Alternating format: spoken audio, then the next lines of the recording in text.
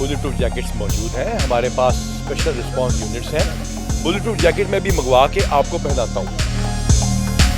मैं तकरीबन दुबई चौक से क्रॉस किया तो कॉल मिली है मुझे, और जब कॉल मिली है कि 15 कॉलेज ब्लॉक, क्योंकि कॉल यही मिली थी कि जी घर के अंदर डाकू हैं, वारदात हो रही है। इन्होंने फायर किया आगे से, मतलब फायर अंदर से करते थे उसी तरह, फिर ये उस सामने क्रॉस फायर में ये सारे के सारे मारे गए। बड़े प्रोफेशनल डाकू थे और ये बुरे वाला से बिलोंग करते थे। वो यहाँ खड़े हैं तो पता चला कि भी यहाँ पर डाकू इंटर हो गए हैं।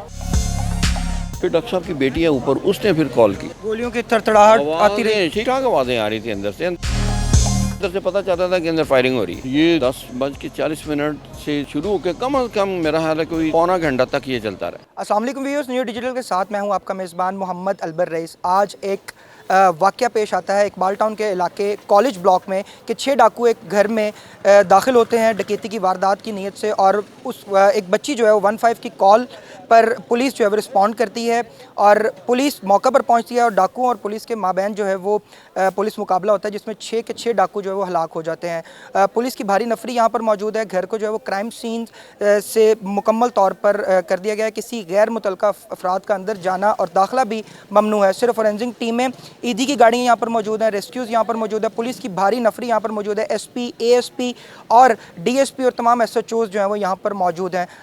तमाम कहानी क्या है आइए पुलिस वालों से जानते हैं, जो कि पहले रिस्पोंडेंट थे यहाँ पर और जो पुलिस मुकाबले में भी शामिल थे। आइए, इस वक्त हमारे साथ मलिक जवेद साहब मौजूद हैं, जिन्होंने ये वाकया, ये जो तमाम पुलिस का ऑपरेशन जो है, पुलिस मुकाबला जो है वो अपनी आंखों से देखा। उनसे जानते हैं कि हुआ क्या था।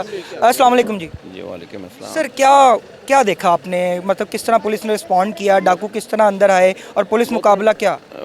डाकुओं के आने का कोई अंदाज़ा नहीं है, क्योंकि मैं तकरीबन 10 बजे के करीब, टाइम तो मैंने नहीं देखा लेकिन तकरीबन इतना ही टाइम था, मैं यहाँ से गुजर के गया हूँ। बिल्कुल फ्री रोड था, कोई शोर शराबा कुछ नहीं था, हमने कुछ नहीं देखा। अचानक से 10:35 या 40 के बाद यहाँ पर शोर शराबा हुआ है, तो हम भाग के आए हैं। देखा वहाँ कॉर्नर के ऊपर तो पुलिस की गाड़ियाँ को DSP की गाड़ी पहले आई है, वो यहाँ खड़े हैं तो पता चला कि भी यहाँ पर डाकू इंटर हो गए हैं। फिर डॉक्टर साहब की बेटी है ऊपर, उसने फिर कॉल की, तो फिर पुलिस जो है वो DSP की गाड़ी, फिर पूरी एजेंसियाँ आना शुरू हो गई। फिर यहाँ शोर मच गया। फिर हम लोग भी वेपन अपने लेके निकले हैं, लेकिन पुलिस ने कहा जी आप इंटरफेयर ना करें, यह हमारा काम है। तो अच्छा, ये मोहल्लेदार भी वेपन लेके निकले हैं, लेकिन पुलिस ने कहा कि हमें अब हमारे तरीके से टैकल करने दें। जी, यहाँ पर जितने भी लोग यहाँ पर रहने वाले हैं सारे अच्छी फैमिली से उनका ताल्लुक़ है, सबके पास वेपन है अपनी सेफ्टी के लिए। और डिप्टी साहब ने, और ये पुलिस जो नाम तो नहीं पता उनका, उन्होंने कहा जी ये हमारा काम है, पुलिस का काम है, इसलिए आप लोग अपने वेपन, अपनी चीज़ें अपने पास रखें। आप लोग एहसास से मोहल्लेदारी में सपोर्ट के लिए डॉक्टर साहब से हमारा ज़ाहिर है गुजरते हैं, अस्सलाम वालेकुम वसलाम तो हमारी है ना उनके साथ। इस मस्जिद में वो भी नमाज़ पढ़ते हैं, हम भी इसी मस्जिद में नमाज़ पढ़ते हैं। तो ये पुलिस का जो ऑपरेशन है ये मुकम्मल कितनी देर तक जो है वो जारी रहा? ये 10:40 से शुरू होकर कम से कम मेरा ख्याल है कोई पौना घंटा तक ये चलता रहा तकरीबन। गोलियों की थरथराहट आती रही, ठीक ठाक आवाज़ें आ रही थी अंदर से। अंदर से पता चलता था कि अंदर फायरिंग हो रही है, लेकिन लोग, उन्होंने सब, पुलिस की गाड़ियाँ थी यहाँ पर, कोई आगे नहीं आ रहा था। पुलिस ने बड़ा कामयाब ऑपरेशन किया है और पुलिस ने, मैं कहता हूँ, कमाल कर दिया है कि कोई इंजर्ड, कोई अंदर कुछ नहीं। इस वक्त हमारे साथ DSP आतिफ मेराज, SHO सैयद कमर और SHO जावेद मौजूद हैं, जिन्होंने जो है वो इंस्टेंट रिस्पोंडेंट थे इस वक़ुआ पे, और यहाँ पर जो पुलिस मुकाबला किया गया इनकी जानिब से किया गया। आतिफ मेराज साहब, आप मुझे बताइएगा किस तरह कॉल रिसीव हुई, क्या हुआ? आप तो मौजूद थे, आपने लीड किया इसको उस टाइम पे, किस तरह क्या वाक़या था सारा? एक्चुअली जब कॉल चली है तकरीबन कुछ 10:30 बजे का टाइम था। ये हमारा ड्यूटी चेक करने का टाइम होता है, जिसमें हम अपनी सारी ड्यूटी जो हमारे इलाके में आउट होती है उसको चेक करते हैं। मैं तकरीबन दुबई चौक से क्रॉस किया तो कॉल मिली है मुझे, और जब कॉल मिली है कि 15 कॉलेज ब्लॉक, 15 कॉलेज ब्लॉक का, चूँकि रोज़ाना का हमारा पेट्रोलिंग नाइट होती है, जिसमें मुझे कोई अंदाज़ा था, कुछ दिनों पहले कोई जमीयत का मसला बना था, इनका पीछे हॉस्टल है, उस वजह से मुझे ये घरों के नंबर्स याद थे। मैं उसी स्पीड, आसानी हो गई आपको यहाँ पहुँची मुझे यहाँ पहुँचने के लिए। खैर मैं पहुँचा हूँ, साथ ही ये मेरे SHO साहब जो है इनकी गाड़ी मुझसे आगे थी, ये भी टर्न हुई है ये इधर आए हैं, तो मैं पहुंचा हूँ, मैंने अपनी गाड़ी इधर खड़ी की है, इनको आगे भेजा है, उधर से जाके हमने कार्डन करवाया। क्योंकि अभी हमें फिर, क्योंकि वायरलेस मैसेजेस हमने कर दिए थे, क्योंकि कॉल यही मिली थी कि जी घर के अंदर डाकू हैं, वारदात हो रही है। कुछ भी हो सकता था। हाँ जी, मतलब वारदात हो रही है, घर के अंदर डाकू हैं। तो इसके लिए मैंने अपने SHO जो हैं, ये गुलशन इकबाल चूँकि साथ है, वादत कॉलोनी हो गया, मुस्लिम टाउन हो गया, इनको कॉल की। ये बिल्कुल मतलब 2-2 मिनट के डिस्टेंस पे हैं, ये फौरी तौर पे इन्होंने आपके कंधे से कंधा मिलाया। ये, हाँ जी, ये भी पहुंच गए ऑलमोस्ट उतनी देर में। फिर हमारे SP साहब जो हैं वो भी कहीं करीब थे, वो भी आ गए। जो जैसे ही वो पहुंचे हैं, फिर हमें थोड़ा सा और मतलब हौसला मिला। हमने एंट्री की है। जब हमने एंट्री की है तो एंट्री के वक्त मेरे ये SHO मेरे आगे थे, मैं था और पीछे हमारे SP साहब थे। अल्लाह का करना ये हुआ कि हमें दरवाज़े खुले मिल गए। दरवाज़े वो बंद नहीं थे उनके, वो चूँकि बंदे ज़्यादा थे, उनको बहुत एतमाद था। तो जैसे ही हम उनकी आपस में हमारी नज़रें मिली हैं उनके साथ, वो उनमें से एक ने फायर किया आगे से, जहाँ से फिर हमने भी फायर किया, जवाबी फायर किया। जैसे ये फायर हुआ, जो फैमिली थी वो उधर ही थी, उधर उनको फिर हमने आवाज़ भी दी। उससे पहले ही जब फायर की आवाज़ होंगे वो बैठ गए नीचे, सारा उनको नीचे बिठाया। ये फिर दो पीछे अंदर कमरे में थे, शायद वो 2 ऊपर थे।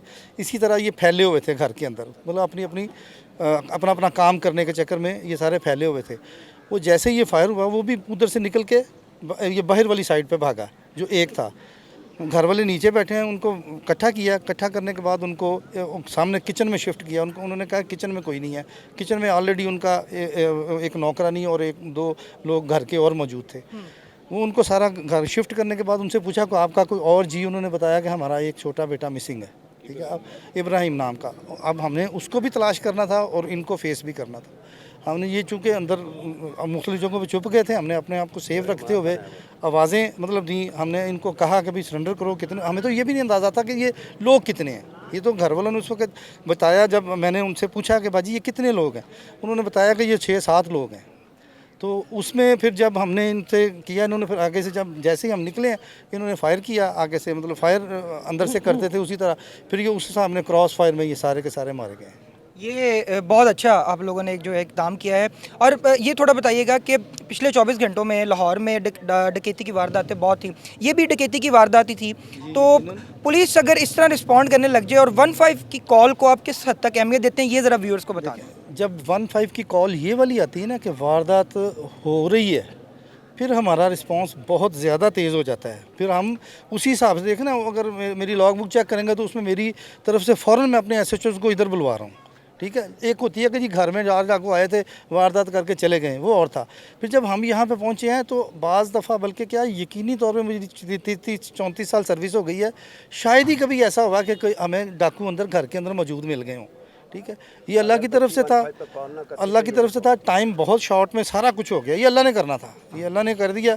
तो जिसमें मतलब हम जैसे ही यहाँ पे मतलब आ गए, बात जो मैं करनी चाह रहा था कि ये अल्लाह की तरफ से सारा कुछ हुआ कि हम आए हैं और हम ये बताइएगा आतिफ मिराज साहब, बतौर DSP, ज़ाहिर बात है आपने एक लीडर के तौर पर इसको लीड किया है, और आप अपने SHOs के लिए, अपने जवानों के लिए एक मिसाल कायम हुए हैं कि विदाउट बुलेट प्रूफ जैकेट आपने अंदर जंप किया है या दरवाज़ा खोला है और आप अंदर चले गए हैं।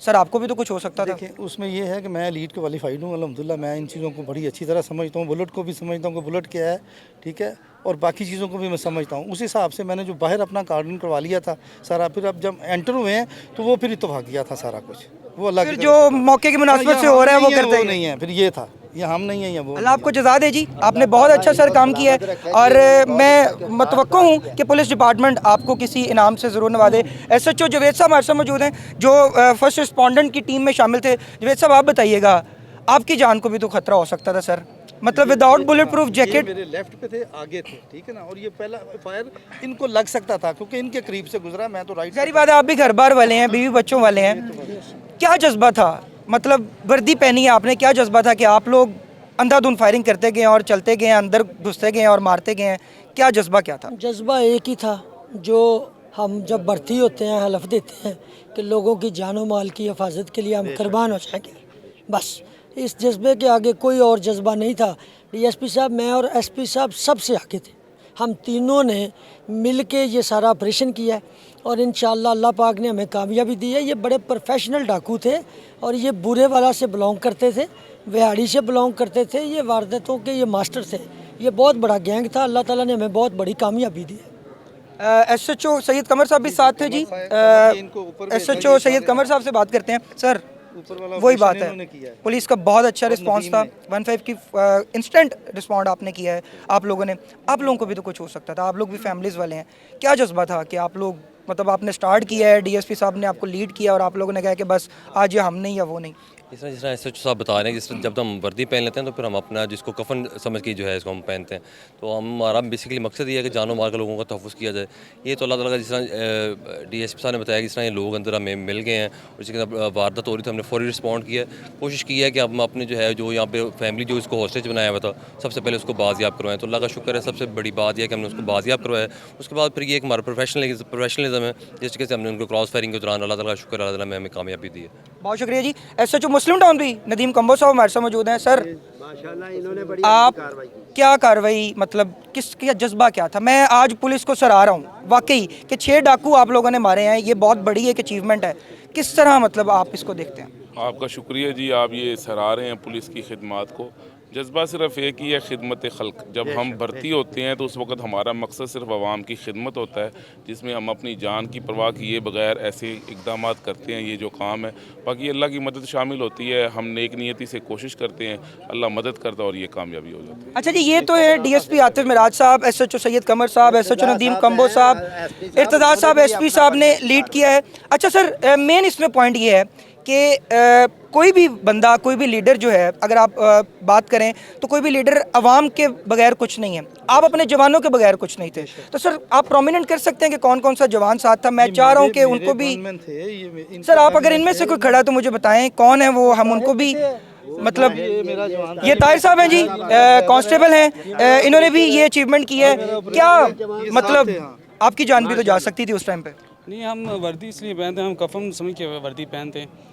हमारा मकसद होता है कि आवाम की जान व माल की हिफाजत करना, और हमारा मकसद कोई नहीं होता। हमारी जान भी चली जाए तो कोई परवाह नहीं है। इस मकसद को आगे लेके हम अंदर गए और डाकुओं को मारने में कामयाब हुए हैं। सर ये जज्बा है जी, ये पुलिस का जज्बा है कि डाकुओं को मारने के लिए अगर इनको भी कफन पहनना पड़े तो वो भी जो है वो उससे पीछे नहीं हटेंगे। बुलेट प्रूफ जैकेट्स मौजूद हैं हमारे पास, स्पेशल रिस्पांस यूनिट्स हैं। बुलेट प्रूफ जैकेट में भी मंगवा के आपको पहनाता हूँ, ठीक है। यह है इमीडिएट रिस्पांस का इशू। जब भी मैं आपको बुलेट प्रूफ जैकेट आप कितने घंटे पहन सकते हैं और कितने घंटे पहन के रिस्पॉन्ड कर सकते हैं, ये एक चैलेंज होता है। रात की गश्त के दौरान जो हमारे ख़तरनाक इलाके हैं, कच्चा है, वहाँ सिर्फ बुलेट प्रूफ जैकेट ही नहीं है, बुलेट प्रूफ हेलमेट भी पहनते हैं, पेट्रोलिंग वाले भी पहनते हैं। लेकिन चूँकि शहर की गश्त है और यहाँ पे अल्हम्दुलिल्लाह वैसे हालात इतने नहीं है, तो उनको हम ओवर बर्डन नहीं कर सकते। लेकिन इनका इमीडिएट रिस्पांस जो है हमारे एसपी साहब का, हमारे आतिफ साहब का, हमारे एसएचओ साहब का, हमारे तमाम लोगों का, दैट वाज अमेजिंग। सक्सेस के ऊपर कोई इनाम भी आप यहाँ पर अनाउंस करना चाहेंगे या फिर? आप लोगों की जो अप्रिसिएशन है, सबसे बड़ा इनाम वो है। सबसे बड़ा इनाम वो है कि घर वाले महफूज रहे। सबसे बड़ा इनाम ये है कि लोग इसको अप्रिशिएट कर रहे हैं। वी आर ओब्लाइज, आप लोग तशरीफ़ लाए यहाँ पर, और इनको इंशाल्लाह ताला हम मेडल्स के लिए भी रिवॉर्ड करेंगे, क्योंकि डीएसपी एंड अबव हम कोई कैश रिवॉर्ड नहीं देते, लेटर ऑफ अप्रिसिएशन देते हैं। अलबत्ता जो बाकियों को होगा हम इंशाल्लाह रिकमेंड करेंगे। इंशाल्लाह।